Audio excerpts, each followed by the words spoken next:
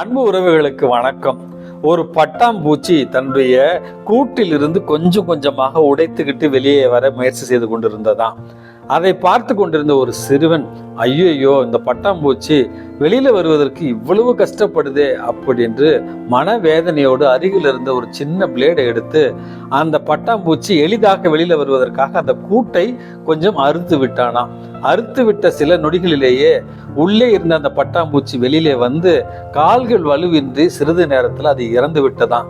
வருத்தத்தோடு அதை பார்த்து கொண்டிருந்த அந்த சிறுவனை பார்த்து அவருடைய தந்தை, மகனே, இந்த பட்டாம்பூச்சியினுடைய வலியும் வேதனையும் தான் அதனுடைய கால்களை வலிமையாக்கும்.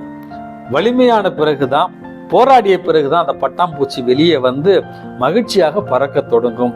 அதற்கு உதவி செய்கிறேன் என்று நினைத்து நீ அந்த பட்டாம்பூச்சியை கொன்று விட்டாய் அப்படின்னு சொன்னாராம் அந்த தந்தை.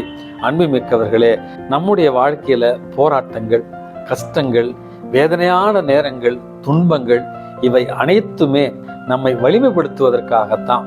வலிகளும் வேதனைகளும் நம்முடைய வாழ்க்கையின் யதார்த்தங்கள் என்று புரிந்து கொண்டால் இந்த வாழ்வு இனிமையான வாழ்வாக நமக்கு மாறும்.